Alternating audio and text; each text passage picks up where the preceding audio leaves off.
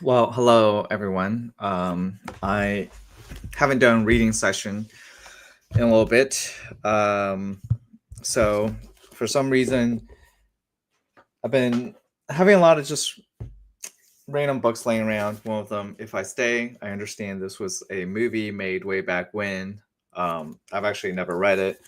Thought about donating this book today, but I was thinking, why don't I just, there is a lure to reading some teenage young adult, I should say, fiction. I used to enjoy those, so I figured I might as well read some from, the book If I Stay. So by Gail Foreman. I've never seen the movie, by the way. And I don't actually have any idea what the premise of the book is about either. So I figured I'd just start reading until I get bored. So 7:09. Well, actual time right now is January 21st, 2025, around 10 p.m. In the book, page 3, it's starting out talking about 7:09 a.m. Everyone thinks it was because of the snow. In a way, I suppose that's true. Oh, by the way, coincidentally, this book starts out talking about snow, and today in Houston, it snowed, a very rare occurrence. I don't know if that's just coincidence. Let me continue. I wake up this morning to a thin blanket of white covering our front lawn. It isn't even an inch, but in this part of Oregon, a slight dusting brings everything to a standstill as a one snowplow in the county gets busy clearing the roads. It is wet water that drops from the sky and drops and drops and drops, not the frozen kind. It is enough snow to cancel school. My little brother, Teddy, lets out a war whoop when mom's AM radio announces a closure. Snow day. He bellows, Dad, let's go make a snowman. My dad smiles and taps on his pipe. He started smoking one recently as part of this whole 1950s Father Knows Best retro kick he is on. He also wears bow ties. I'm never quite clear on whether all this is satirical or sardonic. Dad's way of announcing that he used to be a punker, but is now a middle school English teacher, or becoming a teacher has actually turned my dad into this genuine throwback.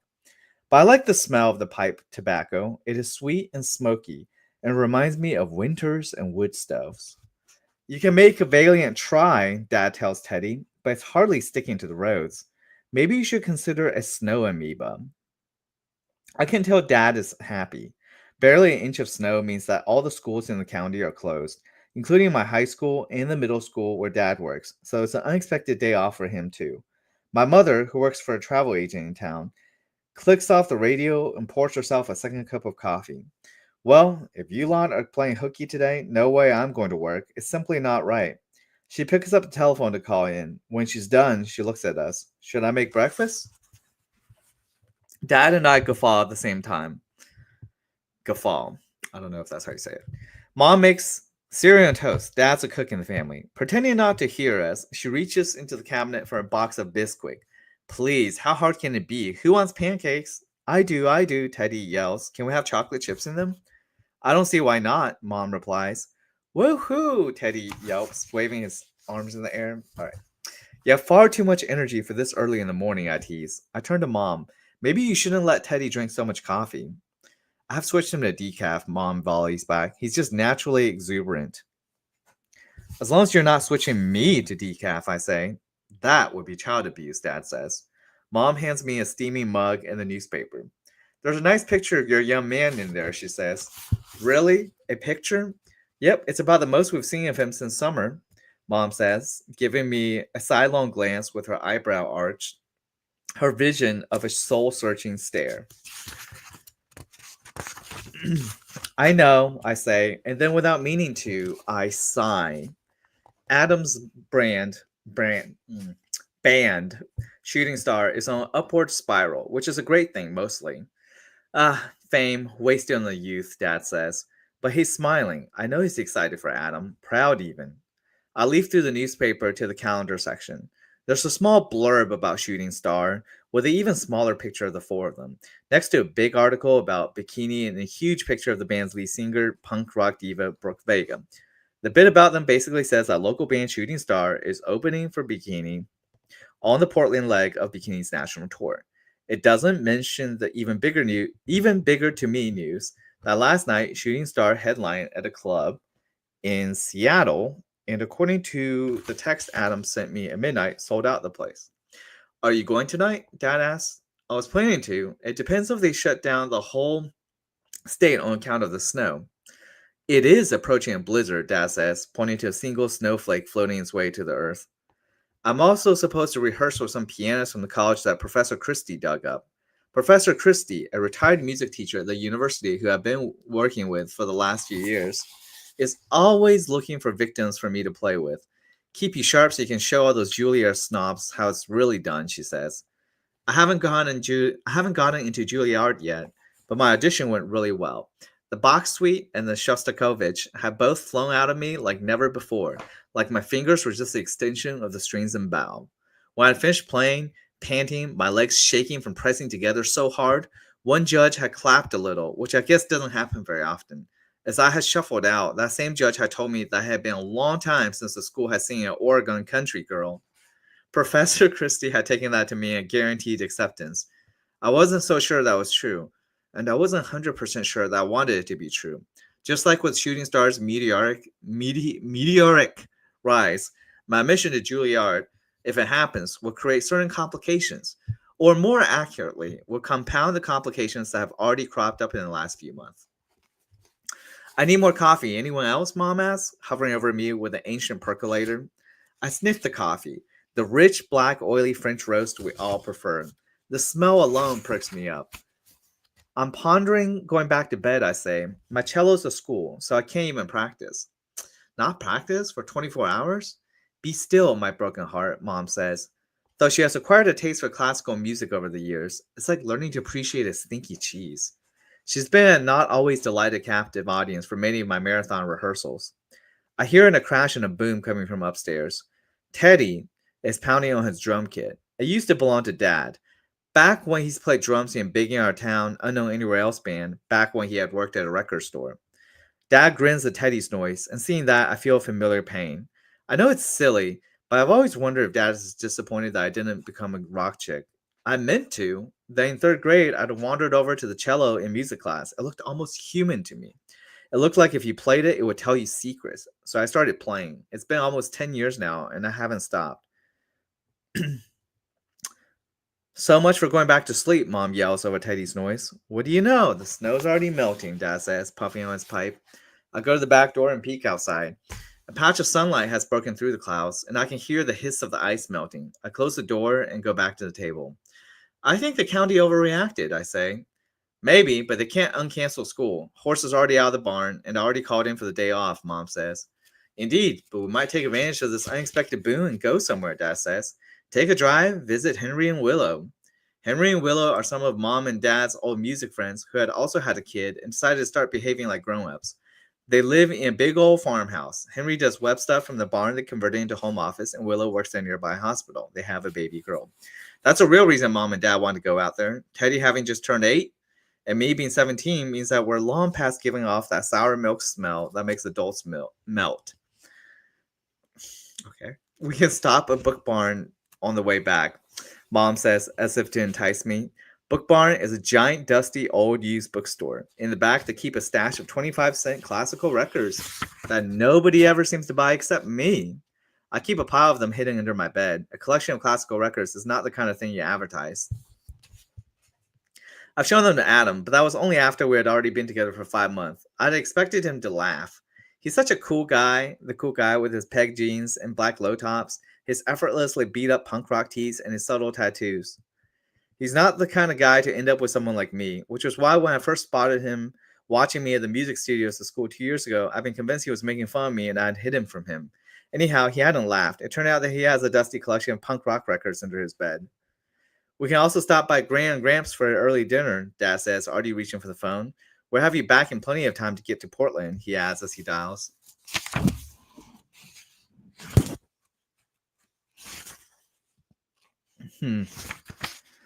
I'm in, I say. Isn't the lure of Book Barn, or the fact that Adam is on tour, or that my best friend Kim is busy doing yearbook stuff?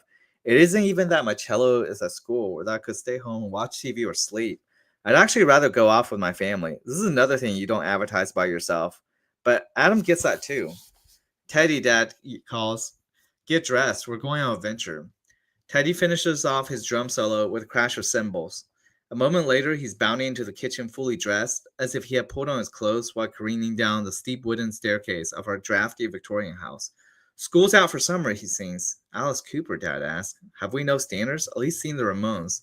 School's out forever, Dad, Teddy sings over Dad's protest. Ever the optimist, I say. Mom laughs. She puts a plate of slightly charred pancakes down on the kitchen table. Eat up, Emily. Oh, eat up, family. I don't know why I said Emily. I don't even know this main character's name, actually. All right. 8:17 a.m.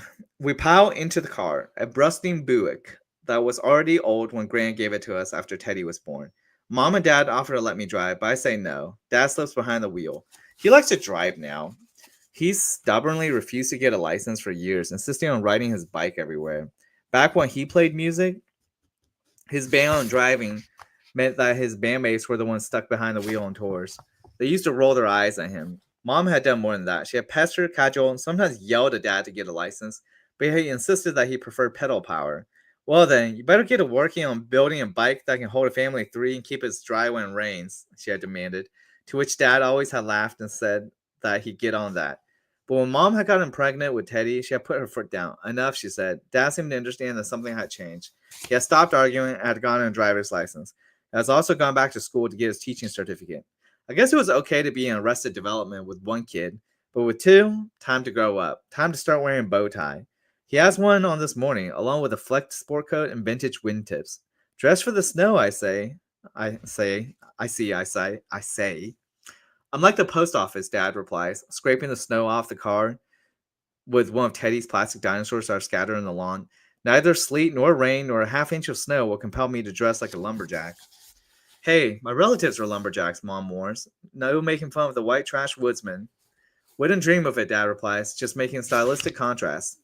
Dad has to turn the ignition over a few times before the car chokes to life. As usual, there's a battle for stereo dominance. Mom wants NPR, Dad wants Frank Sinatra. Teddy wants SpongeBob SquarePants. I want the classical music station, but recognizing that I'm the only classical fan in the family, I'm willing to compromise with Shooting Star. Dad brokers the deal. Seeing as we're missing school today, we ought to listen to the news for a while so we don't become ignoramuses. I don't believe that's ignoramusi, Mom says. Dad rolls his eyes and clasps his hand over Mom and clears his throat in that school teacher way of his. As I was saying, NPR first, and then when the news is over, the classical station. Teddy will not torture you with that. You can use the Discman, Dad says, starting to disconnect the portable player he's rigged to the car radio. But you're not allowed to play Alice Cooper in my car. I forbid it. Dad reaches in the glove box to examine what's inside. How about Jonathan Rickman? I want SpongeBob. It's in the machine. Teddy shouts, bouncing up and down, pointing to the Discman. The chocolate chip pancakes doused in syrup have clearly only enhanced his hyper excitement. Son, you break my heart, Dad jokes. Both Teddy and I were raised on the goofy tunes of Jonathan Richman, whose Mom and Dad's musical pantry sing. Once the musical selections have been made,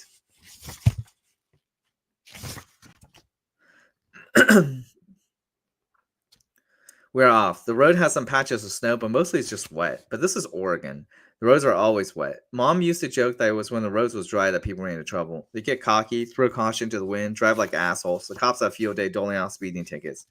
I lean my head against a car window, watching the scenery zip by. A tableau of dark green fir trees dotted with snow, wispy strands of white fog, and heavy gray storm clouds up above. It's so warm in the car that the windows keep fogging up, and I draw little squiggles in the condensation. When the news is over, we turn to the classical station. I hear the first few bars of Beethoven's Cello Sonata No. 3, which was the very piece I was supposed to be working on this afternoon. It feels like some kind of cosmic coincidence. I concentrate on the notes, imagining myself playing, feeling grateful for the chance to practice, happy to be in a warm car with my sonata and my family. I close my eyes. Beautiful breakpoint. Maybe that's what I was looking for. Cosmic significance on why this book, when it started out, it was talking about barely an inch of snow. And today in Houston, it's like barely an inch of snow, maybe 3 inches max. Cosmic coincidence. Okay, you wouldn't expect the radio to work afterward, but it does. The car's eviscerated. The impact of a 4-ton pickup truck going 60 miles an hour, plowing straight into the passenger side, had the force of an atom bomb. It tore off the doors, sent the front side passenger seat through the driver's side window. Oh, damn, things are going bad. It flipped the chassis, bouncing out across the road, and ripped the engine apart as if it were no stronger than a spider web. It tossed wheels and hubcaps deep into the forest, ignited bits of the gas tank so that now tiny flames lap at the wet road. And there was so much noise, a symphony of grinding, a chorus of popping, an aria of exploding, and finally the sad clapping of hard metal cutting into soft trees. Then it went quiet, except for this Beethoven's Cello Sonata Number 3 still playing. The car radio somehow still is attached to a battery, and so Beethoven is broadcasting into the once again tranquil February morning. At first, I figure everything is fine. For one, I can still hear the Beethoven. Then there's the fact that I'm standing here in a ditch on the side of the road. When I look down, the jean skirt, cardigan sweater, and the black boots I put on this morning all look the same as they did when we left the house. I climb up the embankment to get a better look at the car. It isn't even a car anymore. It's a metal skeleton without seats, without passengers, which means the rest of my family must have been thrown from the car like me. I brush off my hands onto my skirt and walk into the road to find them. I see Dad first. Even from several feet away, I can make out the protrusion of the pipe in his jacket pocket. Dad, I call, but as I walk towards him, the pavement grows slick and there are gray chunks of what looks like cauliflower. I know what I'm seeing right away, but somehow does not immediately connect back to my father. Brain parts, by the way. Sorry, I just gave that away. What springs into my mind are those news reports about tornadoes or fires, how the ravaged one house but leave the one next door intact. Pieces of my father's brain are on the asphalt, but his pipe is in his left breast pocket. I find Mom next. There's almost no blood on her, but her lips are already blue and the whites of her eyes are completely red, like a ghoul from a low-budget monster movie. She seems totally unreal, and it is the sight of her looking like some preposterous zombie that sends a hummingbird of panic ricocheting through me. I try to find Teddy. Where is he? I spin around, seemingly frantic, like the time I lost him for 10 minutes in a grocery store. I've been convinced he's been kidnapped. Of course, it had turned out that he had wandered over to inspect the candy aisle. When I found him, I hadn't been sure whether to hug him or yell at him. I run back towards the ditch where I came from, and I see a hand sticking out. Teddy, I'm right here. I call, reach up, I pull you out, but when I get closer, I see the metal glint of a silver bracelet with tiny cello and guitar charms. Adam gave it to me for my 17th birthday. It's my bracelet. I was wearing it this morning. I look down at my wrist. I'm still wearing it now. I edge closer, and now I know that's not Teddy lying there. It's me. The blood from my chest has seeped through my shirt, skirt, and sweater, and is now pulling like paint drops on the virgin snow. One of my legs is askew, the skin and muscles peeled away so that I can see white streaks of bone. Ooh. My eyes are closed, and my dark brown hair is wet and rusty with blood. I spin away. This isn't right. This cannot be happening. We're a family going on a drive. This isn't real. I must have fallen asleep in the car. No, stop. Please stop. Please wake up. I scream into the chilly air. Okay, I'm not doing that. It's cold. My breath should smoke. It doesn't. I stare down my wrist, the one that looks fine, untouched by blood and gore, and I pinch as hard as I can. I don't feel a thing. I've had nightmares before, falling nightmares, playing a cello recital without knowing the music nightmares, break up with Adam nightmares. But I've always been able to command myself to open my eyes, to lift my head from the pillow, to halt the horror movie playing behind my closed lids. I try again. Wake up, I scream. Wake up, wake up, wake up. I can't. I don't. Now I hear something. It's the music. I can still hear the music. So I concentrate that. I finger the notes of Beethoven's Cello Sonata Number 3 with my hands, as I often do when I listen to pieces I'm working on. Adam calls it air cello. He's always asking me if one day we can play a duet. Him on air guitar, me on air cello. When we're done, we can thrash our air instruments, he jokes. You know, you want to. I play, just focusing on that, until the last bit of life in the car dies, and the music goes with it. It isn't long after that the sirens come. 9:23 a.m. Am I dead? I actually have to ask myself this. Am I dead? At first, it seems obvious that I am. That the standing here watching part was temporary, intermission before the bright light, and the light flashing before me business that will transport me to wherever I'm going next. Except the paramedics are here now, along with the police and the fire department. Someone has put a sheet over my father, and a fireman is zipping Mom up into a plastic bag. I hear him discuss her with another firefighter who looks like he can't be more than 18. The older one explains to the rookie that Mom was probably hit first and killed instantly, explaining the lack of blood. Immediate cardiac arrest, he says. When your heart can't pump blood, you don't really bleed. You seep.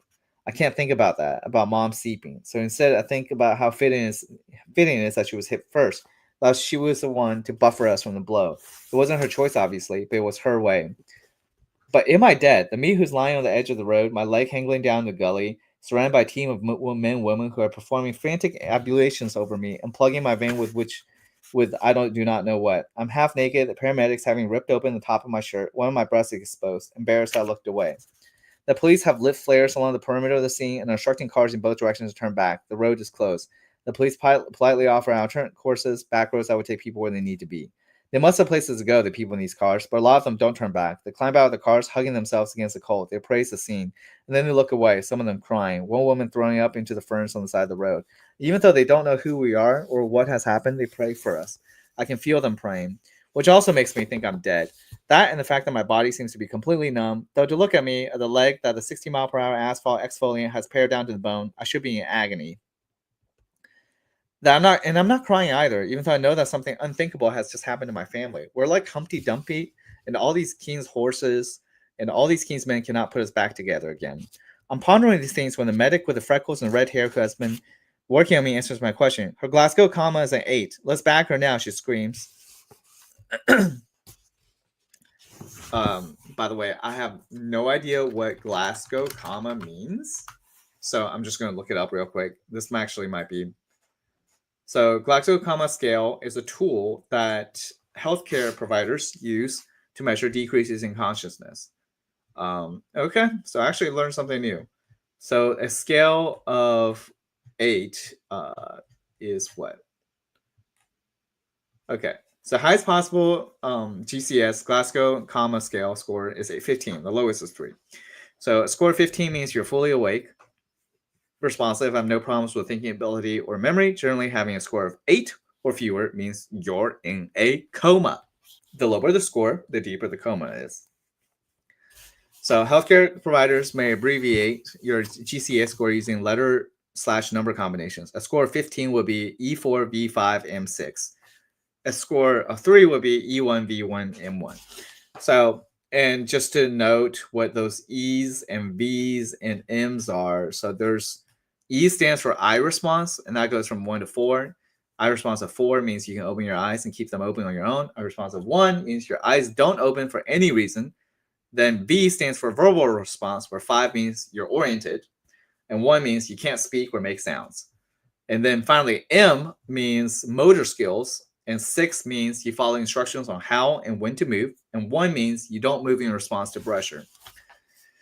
So, yeah, so this girl here, the main character, is at an 8. So that means the I score plus verbal score plus a motor score adds up to being an 8. So I'm going to guess with that, her eyes are not opening for any reason. So maybe that'd be a 1. Maybe that'd be a 2. Her eyes open only in response to feeling pressure.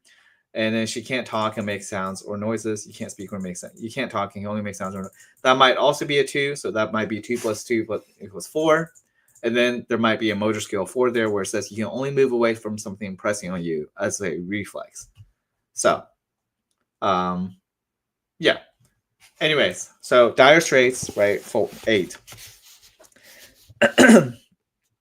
10 minutes to answer a medic. It takes 20 to get back to town. We're going to get her there in 15 if you have to speed like a fucking demon. I can tell what the guy is thinking. That it won't do me any good if they get in a crash. I have to agree. But he doesn't say anything. Just clenches his jaw. They load me in an ambulance. The redhead climbs into the back with me. She pumps my back with one hand, adjusts my IV and my monitors with the other. Then she smoothes a lock of hair from my forehead. You hang in there, she tells me. I played my first recital when I was 10, a flashback moment.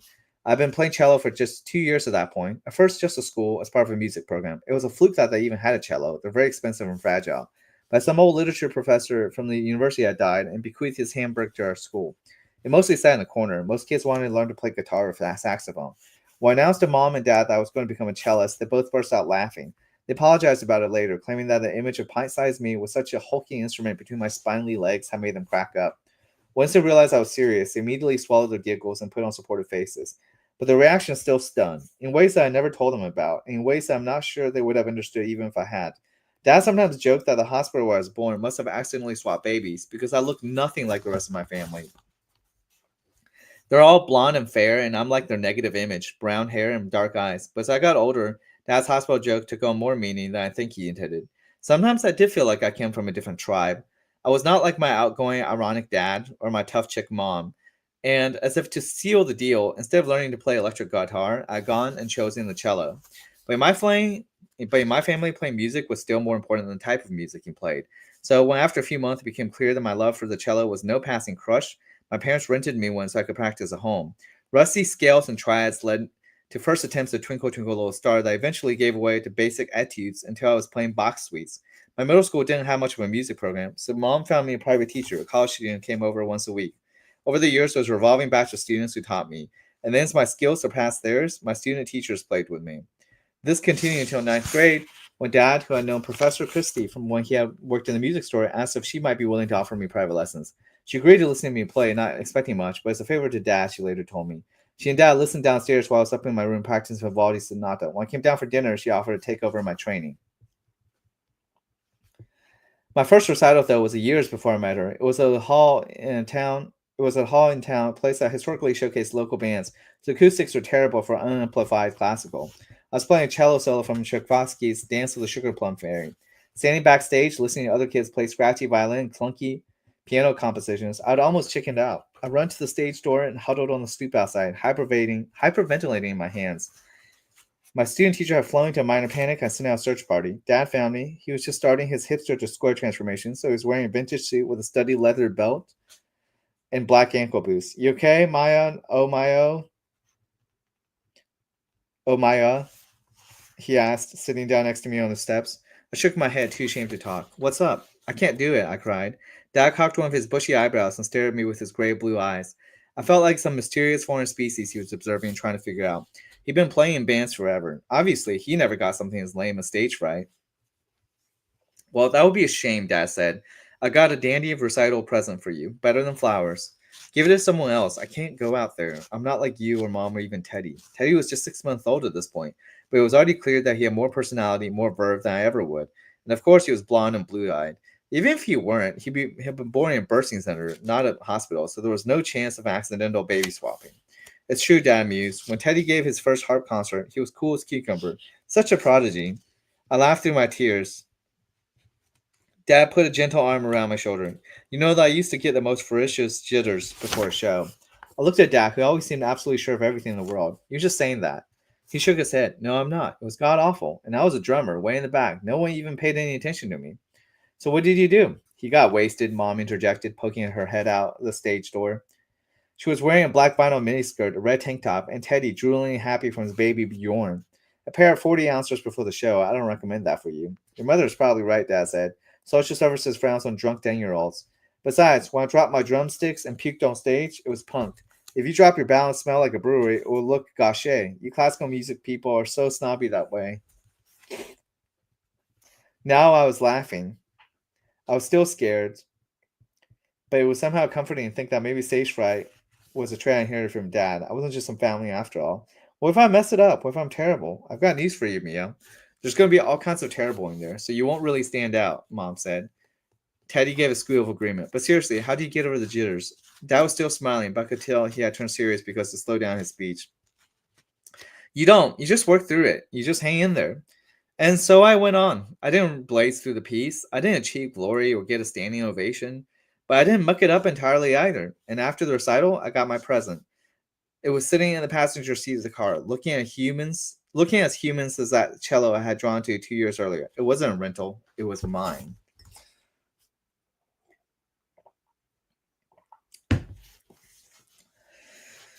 Wow. I wonder, just had a thought. Once dated somebody who was a cellist. I wonder if she's ever read this book, if I stay. Okay, moving on. 10:12 a.m. in this book, at least. When my ambulance got when my ambulance gets to the nearest hospital, not the one in my hometown, but a small local place that looks more like an age-old home, that medical center, the medics rush me inside. I think we've got a collapsed lung. Get a chest tube in her and move her out. The nice red-haired medic screams as she passes me off to a team of nurses and doctors. Where's the rest? Asking a bearded guy in scrubs. Other drivers suffering mild concussions being treated at the scene. Parents DOA. That means dead on arrival, guys. Boy, approximately 7 years old, just behind us. I let out a huge exhale, though I've been holding my breath for the last 20 minutes. After seeing myself in that ditch, I not being able to look for Teddy. If you were like mom and dad like me, I didn't want to even think about it. But he isn't. He's alive. They take me to a small room with bright lights. A doctor dabs some orange stuff into the side of my chest and then rams a small plastic tube in me. Another doctor shines a flashlight into my eye. Non-responsive, he tells the nurse. The chopper's here. Get her to trauma now. They rush me out to the ER and into the elevator. I had to jog to keep up. Right before the doors closed, I noticed that Willow is here, which is odd. We were meant to be visiting her and Henry in the baby at home. Did she get called in because of the snow, because of us? She rushes around the hospital hall, her face a massive concentration. I don't think she even knows it is us yet. Maybe she even tried to call, left a message on mom's cell phone, apologized there had been an emergency, she wouldn't be home for our visit. The elevator opens right onto the roof. A helicopter, its blades swishing in the air, sits in the middle of a big red circle. I've never been in a helicopter before. My best friend Kim has. She went on an aerial flight over Mount St. Helens once with her uncle, big shot photographer for National Geographic. There he was, talking about the post-volcanic flora, and I peeked right on him, Kim told me in homeroom the next day. She still looked a little green from the experience. Kim is on yearbook and has hopes of becoming a photographer. Her uncle has taken her on this trip as a favor to nurture her budding talent. I even got some on his camera, so I'd never be a photographer now. There are all kinds of different photographers, I told her. You don't necessarily need to go flying around in helicopters. Kim laughed. That's good, because I'm never going in a helicopter again. Don't you either. I want to tell Kim that sometimes you don't have a choice in that matter. The hatch in the helicopter is open. My stretcher with all its tubes and lines is loaded in. I climb in behind it. Medic bounds in next to me, still pumping the little plastic bulb that is apparently breathing for me. Once that we lift off, I understand why Kim got so queasy. A helicopter is not like an airplane, smooth, fast bullet. Helicopter is more like a hockey puck, bouncing through the sky, up and down, side to side. I have no idea how these people can work on me, can read the small computer printouts, can drive this thing while they communicate about me through headsets, how they can do any of it with a chopper chopping around. The helicopter hits an air pocket, and by all rights, it should make me queasy. But I don't feel anything. At least the one who's a bystander here does not. And the me on the stretcher doesn't seem to feel anything either. Again, I have to wonder if I'm dead, but I tell myself no. They would not have loaded me on this helicopter, would not be flying me across the lush forest if I were dead. Also, if I were dead, I like to think mom and dad would have come for me by now. I can see the time on the control panel. It's 10:37. I wonder what's happening back down on the ground. Has Willow figured out who the emergency is? Has anyone phoned my parents? Has anyone phoned my grandparents? That's right. They live one town over from us, and I was looking forward to dinner with them. Gramps fishes and he smokes his own salmon and oysters, and would have probably eaten that with Grant's homemade thick brown beer bread. The Grant would have taken Teddy over to the giant recycling bins in town, let him swim around for magazines. Lately, he's had a thing for Reader's Digest. He likes to cut out the cartoons and make collages. I wonder about Kim. There's no school today. I probably won't be in school tomorrow. She probably think I'm absent because I stayed out late listening to Adam and Shooting Star in Portland. I'm fairly certain that I'm being taken there. The helicopter pilot keeps talking to Trauma 1. Outside the window, I can see the peak of Mount Hood looming. That means Portland is close. Is Adam already there? He played in Seattle last night, but he's always so full of adrenaline after a gig, and driving helps him to calm down. The band is normally happy to let him shuffle while they nap. If he's already in Portland, he's probably still asleep. When he wakes up, will he have coffee on Hawthorne? Maybe take a book over to the Japanese garden? That's what he did the last time I went to Portland with him, only it was warmer then. Later this afternoon, I know then the band would do a sound check, and then Adam would go outside awaiting my arrival. At first, he'd think that I'm late. How is he going to know that I'm actually early? I got to Portland this morning while the snow was still melting. Have you ever heard of this Yo-Yo Ma dude? What? Adam asked me. It was the spring of my sophomore year, which was a junior year. By then, Adam had been watching me practice in the music wing for several months. Our school is public, but one of these progressive ones that always get written up in national magazines because of its emphasis on the arts.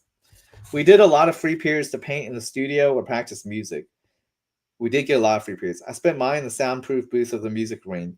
Adam was there a lot too, playing guitar. Not the electric guitar he played in his band, just acoustic melodies. I roll my eyes. Everyone's heard of Yo-Yo Ma. Adam grinned. I noticed for the first time that his smile was lopsided, his mouth sloping up on one side. He hooked his ring's thumb out towards his quad. I don't think you'll find 5 people out there who's heard of Yo-Yo Ma. And by the way, what kind of name is that? Is it ghetto or something? Yo Mama? It's Chinese. Adam shook his head and laughed. I know plenty of Chinese people. They have names like Wei Chen or Li something, not Yo-Yo Ma. You cannot be blaspheming the master, I said.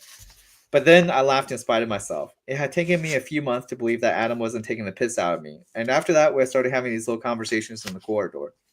Still, his attentions baffled me. It wasn't that Adam was such a popular guy. He wasn't a jock or most likely to succeed sort, but he was cool.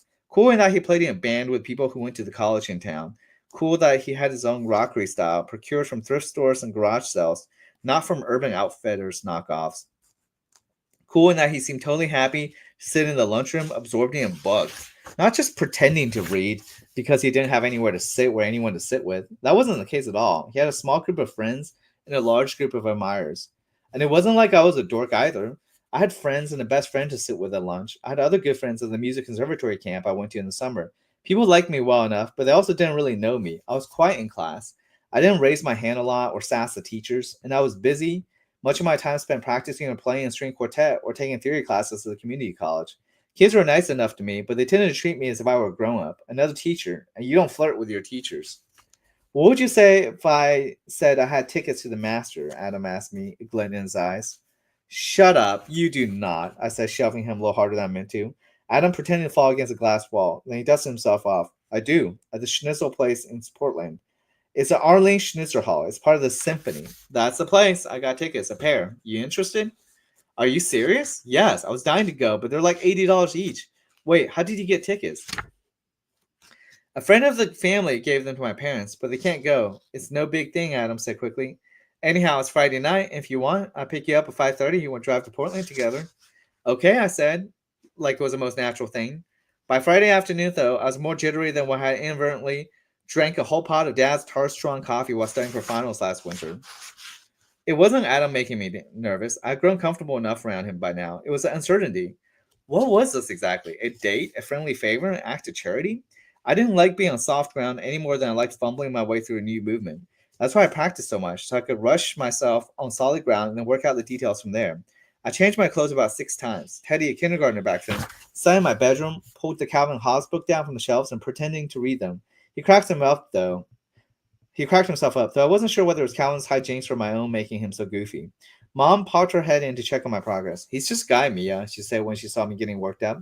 Yeah, but he's the first guy I've ever gone on a maybe date with, I said. So I don't know whether to wear date clothes or symphony clothes. Do people here even dress up for that kind of thing? Or should I just keep it casual in case it's not a date? Just wear something you feel good in, she suggested. That way you're covered. I'm sure Mom would have pulled out all the stops had she been me.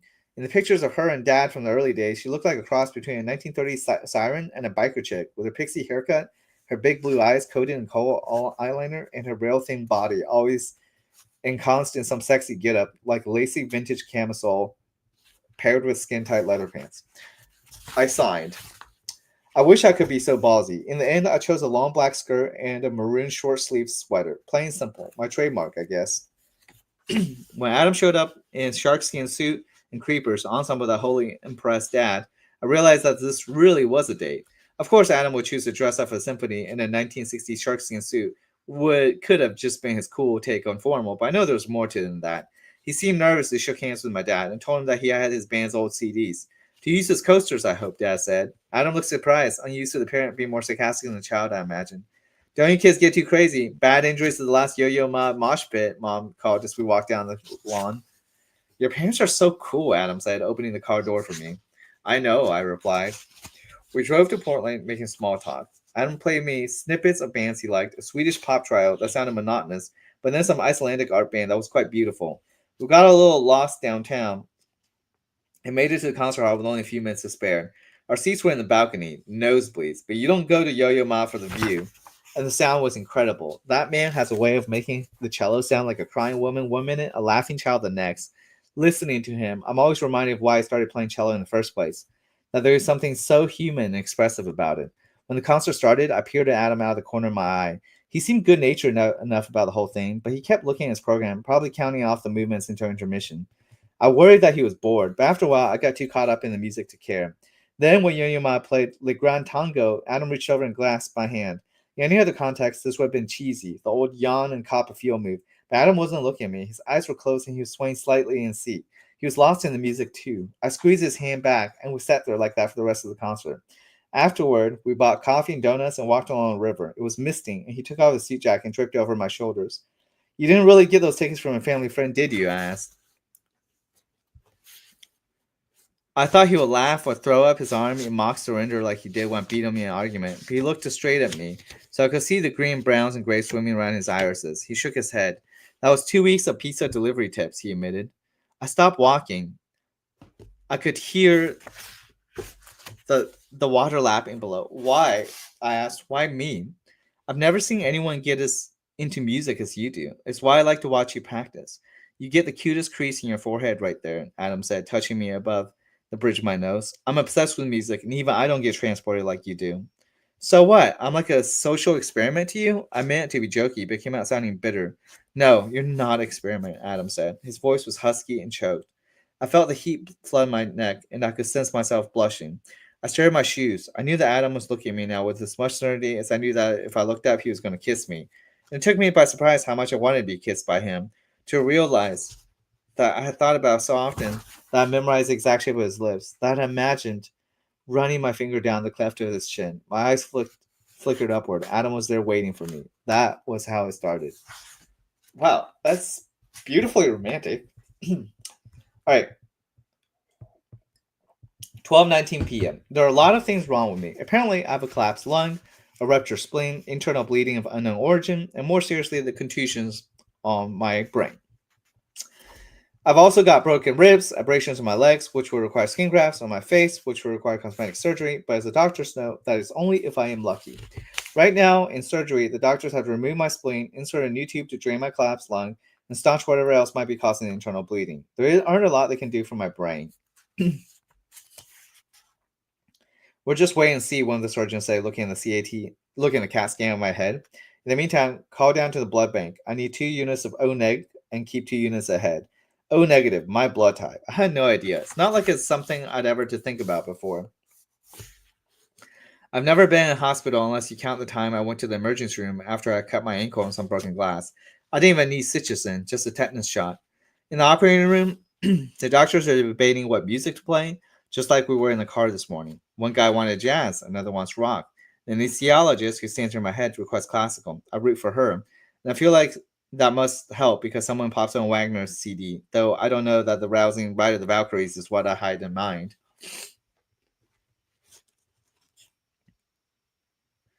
I hope for something a little lighter, Four Seasons perhaps. The operating room is small and crowded, full of blindingly bright lights, which highlight how grubby this place is.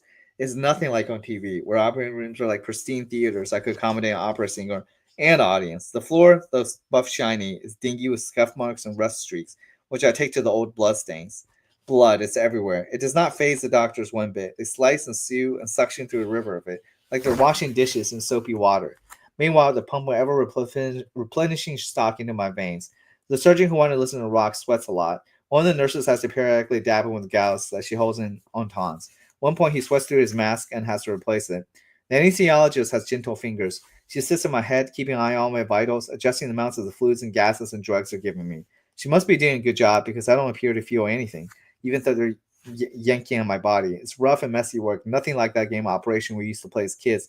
We had to be careful not to touch the sides as you remove a bone where the buzzer will go off. The anesthesiologist absentmindedly strokes my temples through her latex gloves. This is what my mom used to do when I came down with the flu or got one of those headaches that hurt so bad. I used to imagine cutting open a vein in my temple just to relieve the pressure. The Wagner CD has repeated twice now. The doctor decides it's time for a new genre. Jazz wins. People always assume that because I'm into classical music, I am a jazz aficionado. I am not. Dad is. He loves it, especially the wild later day Coltrane stuff. He says that jazz is punk for old people. I guess it explains it, because I don't like punk either. The operation goes on and on. I'm exhausted by it. I don't know how the doctors have stamina to keep up. They're standing still, but it seems harder than running a marathon. I start to zone out, and then I start to wonder about the state I'm in. If I'm not dead, and the heart monitor is bleeping along, so I assume I'm not, but I'm not in my body either. Can I go anywhere? Am I a ghost? Can I transport myself to a beach in Hawaii? Can I pop over to Carnegie Hall in New York City? Can I go to Teddy? just for the sake of excitement. I wiggle my nose like Samantha and Bewitched. Nothing happens. I snap my fingers, click my heels. I'm still here. Decide to try a simpler maneuver. I walk into the wall, imagining that I float through it and come out the other side. Except what happens when I walk into the wall is I hit a wall. Okay, that's strange. A nurse bustles in with a bag of blood, and before the door shuts behind her, I slip through it. Now I'm in the hospital corridor. There are lots of doctors and nurses in blue and green scrubs bustling around. A woman on gurney, her hair in a gauzy blue shower cap, an IV in her arm, calls out William, William. I walk little further. There are rows of operating rooms, all full of sleeping people. If the patients inside these rooms are like me, why then can't I see the people outside the people? Is everyone else loitering about like I seem to be? I really like to meet someone in my condition. I have some questions like, what is the state I'm in exactly? How do I get out of it? How do I get back to my body? Do I have to wait for the doctors to wake me up? Maybe there's no one else like me around. Maybe the rest of them figured out how to get to Hawaii. I follow a nurse through a set of automatic double doors. I'm in a small waiting room now. My grandparents are here. Grand's chattering away to Gramps, or maybe just to the air. It's her way of not letting emotion get the best of her. I've seen her do it before when Gramps had a heart attack. She's wearing her willies and her gardening smock, which is smudged with mud. She must have been working in a greenhouse when she heard about us. Grant's hair is short and curly and gray. She's been wearing it in a permanent wave, Dad says, since the 1970s. It's easy, Grant says. No muss, no fuss. This is so typical of her. No nonsense. She's so quintessentially practical that most people would never guess she's a thing for angels. She keeps a collection of ceramic angels, yard dyeing angels, blown glass angels, you name it angels, in special china hutch in her sewing room. And she doesn't just collect angels, she believes in them. She thinks they're everywhere. Once, a pair of loons nested in a pond in the woods behind their house. Grandma was convinced that it was her long dead parents came to watch over her. Another time, we were sitting outside on her porch and I saw a red bird. Is that a red crossbill? She was shaking her head. My sister Gloria is her crossbill, Grant had said, referring to my recently deceased great aunt Glo, with whom Grant had never gotten along. She wouldn't be coming around here. Gramps is staring into the dregs of his styrofoam cup, peeling away the top of it so that little white ball clucked in his lap.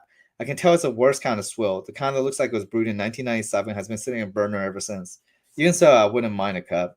You can draw a straight line from Gramps to Dad to Teddy. Although Gramps' white wavy hair has gone from blonde to gray, and he's stockier than Teddy, who's a stick, and Dad, who's wiry and muscular from afternoon weightlifting sessions with Y. But they all have the same watery gray blue eyes, the color of the ocean on a cloudy day.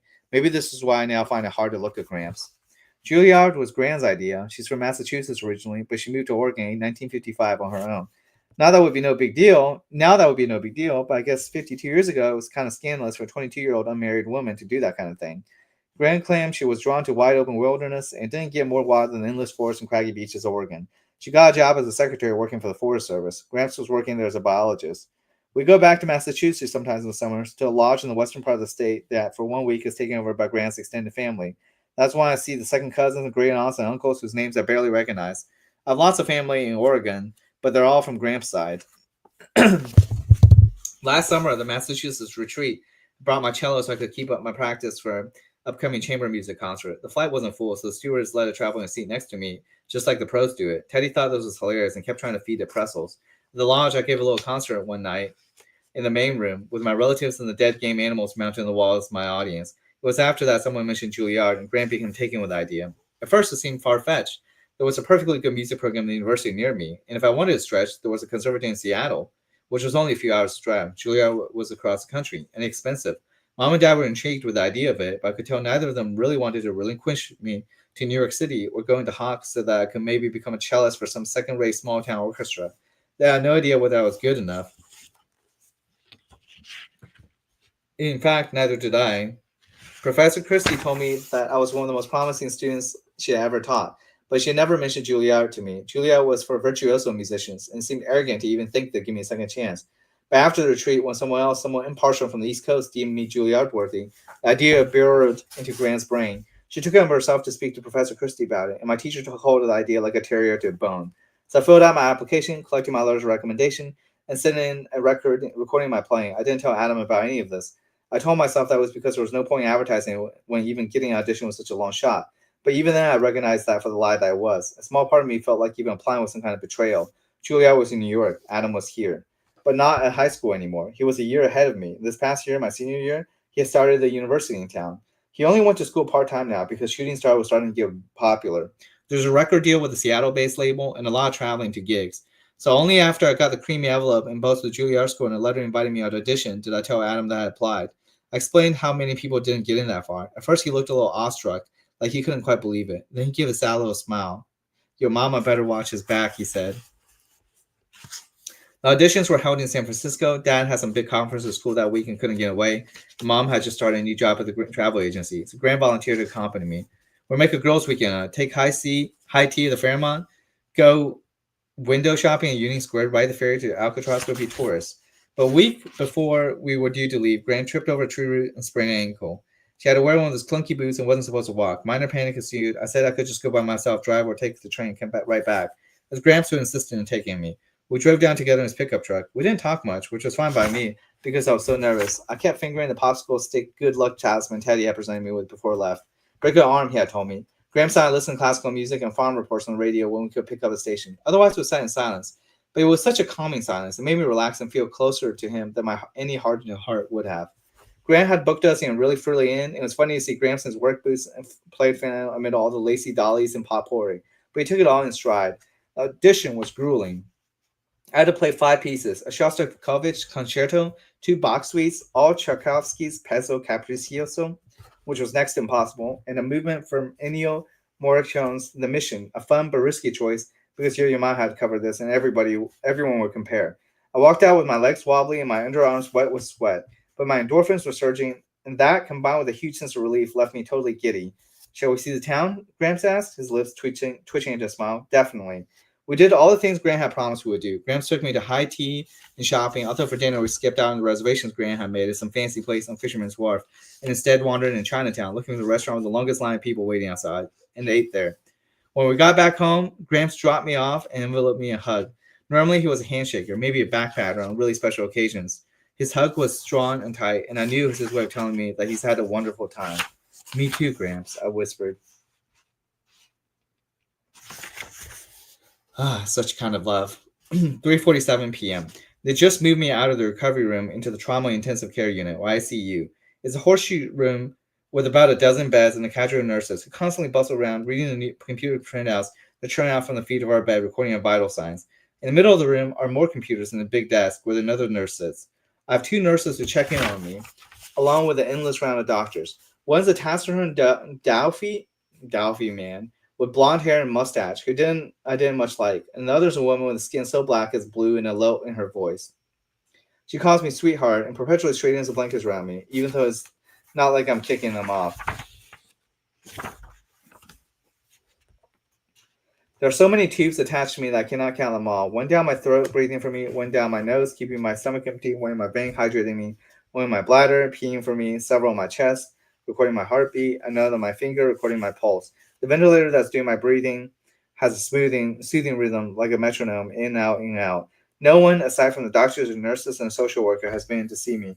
It's a social worker who speaks to Gramps in hushed, sympathetic tones. She tells me that I am a grave condition. I'm not entirely sure what that means, grave. On TV, patients are always critical or stable.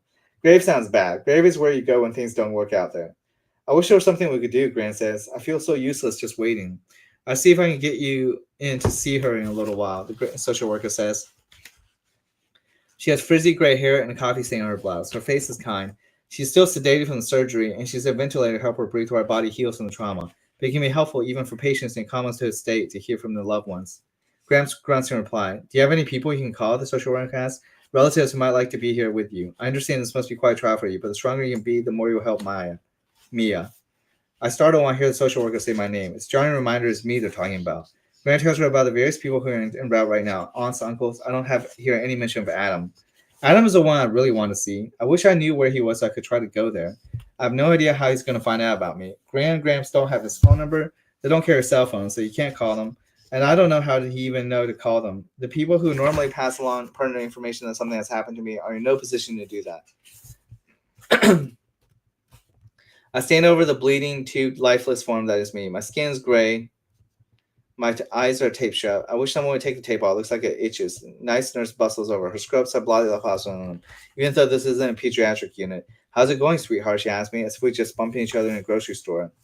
It didn't start out so smoothly with Adam and I. I think I had this notion that love conquers all. By the time he dropped me off the Yo-Yo Ma concert, I think we were both aware that we're falling in love. I thought that getting to this part was a challenge. In books and movies, the story always ends when the two people finally have the romantic kiss. The happily ever after part is just assumed. It didn't quite work that way for us. It turned out that coming from such far corners of the social universe had its downsides. We continue to see each other in Music Wing, but these interactions remained platonic, as if neither of us wanted to mess with a good thing. But whenever we met at other places in school, when we sat together in the cafeteria, or study side by side on the quad on a sunny day, something was off. We were uncomfortable. Conversation was stilted. One of us would say something, and the other would start to say something else at the same time. You go, I say. No, you go, Adam would say. The politeness was painful. I wanted to push through it to return to the glow of the night of the concert, but I was unsure of how to get back there. Adam invited me to see his band play. This was even worse than school. If I felt like a fish out of water in my family, I felt like a fish on Mars in Adam's circle. He was always surrounded by funky, lively people, by cute girls with dyed hair and piercings, by aloof guys who perked up when Adam rock talked with them. I couldn't do the groupie thing. I didn't know how to rock talk at all. It was a language I should have understood, being both a musician and dad's daughter, but I didn't. It was like how Mandarin speakers can sort of understand Cantonese, but not really. Even though non-Chinese people assume all Chinese can communicate with one another, even though Mandarin and Cantonese are actually different. I dreaded going to shows with Adam. It wasn't that I was jealous or that I wasn't into his kind of music. I loved to watch him play. When he was on stage, it was like a guitar with a fifth limb, a natural extension of his body. And when he came off stage after it, he would be sweaty, but it was such a clean sweat that part of me was tempted to lick the side of his face like it was a lollipop. I didn't, though. Once the fans would descend, I skittered off to the sidelines. Adam would try to draw me back to wrap an arm around my waist, but I disentangled myself, head back to the shadows. Don't you like me anymore? Adam chided me after one show. He was kidding, but I could hear the hurt behind the offhand question. I don't know if I should keep coming to your shows. I said, why not? He asked. This time he didn't try to disguise the hurt. I feel like I keep you from basking in it all. I don't want you to have to worry about me. Adam said that he didn't mind worry about me, but I could tell that part of him did. We probably would have broken up in those early weeks were it not for my house. At my house, with my family, we found a common ground. After we'd been together for a month, I took Adam home with me for his first family dinner with us. He sat in the kitchen with Dad rock talking. I observed, and I still didn't understand half of it, but unlike other shows, I didn't feel left out. Do you play basketball? Dad asked. When it came to observing sports, Dad was a baseball fanatic, but when it came to playing, he loved to shoot hoops. Sure, Dad, and Adam said. I mean, I'm not very good. You don't need to be good, you just need to be committed. Want to play a quick game? You already have your basketball shoes on, Dad said, looking at Adam's Converse high tops. And he turned to me. You mind? Not at all, I said, smiling. I can practice while you play. We went out to the course behind the nearby elementary school. They returned 45 minutes later. Adam was covered with sheet and sweat and looking a little dazed. What happened? Did the old man whoop you? Adam shook his head and nodded at the same time. Well, yes, but it's not that. I got stung by a bee on my palm while we were playing. Your dad grabbed my hand and sucked the venom out. I nodded. This was a trick I learned from Gran. Unlike with rattlesnakes, it actually works on bee stings. You get the stinger and the venom out, so you're left with only an itch. Adam broke into an embarrassed smile. He leaned in and whispered in my ear. I think I'm a little wigged out. I've been more intimate with your dad than I have with you. I laughed at that, but it was sort of true. In the few weeks we had been together, we hadn't done much more than kiss. It wasn't that I was a prude. I was a virgin, but I certainly wasn't devoted to staying that way, and Adam certainly wasn't a virgin. It was more that our kissing had suffered from the same painful politeness as our conversations. Maybe we should remedy that, I murmured. Adam raised his eyebrows as if asking me a question. I blushed in response. All through dinner, we grinned at each other as we listened to Teddy, who was chattering about the dinosaur bones he had apparently dug up in the back garden that afternoon. Dad had made his favorite salt roast, which was my favorite dish, but I had no appetite. I pushed the flute around my plate, hoping no one would notice. All the while, this little buzz was building inside of me. I thought of the tuning fork I used to adjust my cello. Hitting it sets off vibrations in the note of A. Vibration that kept growing and growing until the harmonic pitch fills up the room. That's what Adam's grin was doing to me during dinner. After the meal, Adam took a quick peek at Teddy's tossifines, and then we went upstairs to my room and closed the door. Kim is not allowed to be alone in her house with boys. Not that the opportunity ever came up. My parents had never mentioned any rules on this issue, but I had a feeling that they knew what was happening to Adam and me. And even though Dad likes to play it all father knows best, in reality, he and Mom were suckers when it came to love. Adam lay down on my bed, stretching his arm above his head. His whole face was grinning, eyes, nose, mouth. Play me, he said. What? I want you to play me like a cello. I started to protest this made no sense, but I realized it made perfect sense. I went to my chest and grabbed one of my straight bows. Take off your shirt, I said, my voice quavering.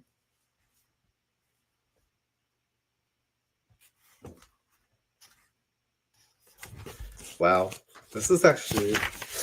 I did not realize this is a romance novel. Wow.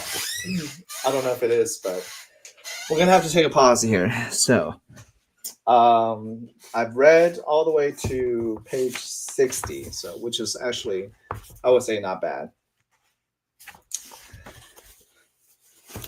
Okay, I guess next part might get a little raunchy to start out with. So, whenever I get there, that's about it.